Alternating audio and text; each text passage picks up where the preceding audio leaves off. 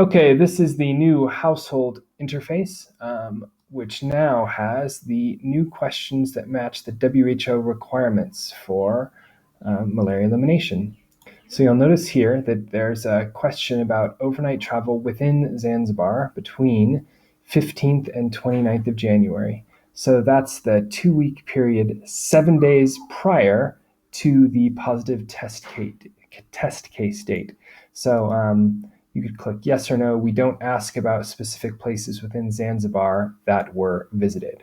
However, if we come down to overnight travel outside of Zanzibar in the past year, and we click yes, then we have the full array of questions that the WHO requires us to ask. So all questions and all locations and entry points from overnight travel outside Zanzibar, and then between, and this is the different periods that the WHO is interested in.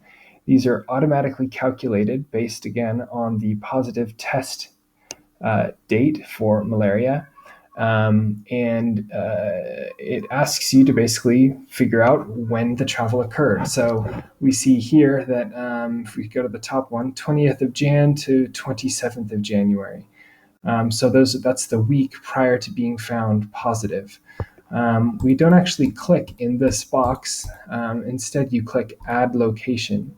For location, you can then type in Dar and how the person entered into Zanzibar. So that was by ferry. And then if you have another another travel that occurred during that time, you can click the Add Location button, and you could put Nairobi and entered via airport. And then if you traveled, it was actually a long time ago, so about 6 months ago, you could say that you visited Mwanza by putting in Mwanza, and maybe you came in via informal ferry.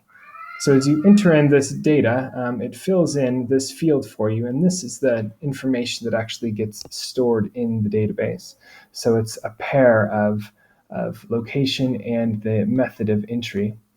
You'll notice that you can also remove locations. So maybe you decided that you didn't actually want Dar to be on there, and Dar was supposed to be in that next time period. So you can put Dar here and click it, and it will be, and it will be saved there. So that's how this new section works. And one other thing to note is that you only get these questions if your reason for visiting the household is the index case, is because it's an index case household. If you have neighbors or a mass screen, then there's no guarantee that we actually have a index case with positive results. So those questions don't get asked in here. Yep, so that is how those questions work. Let me know if you have any questions.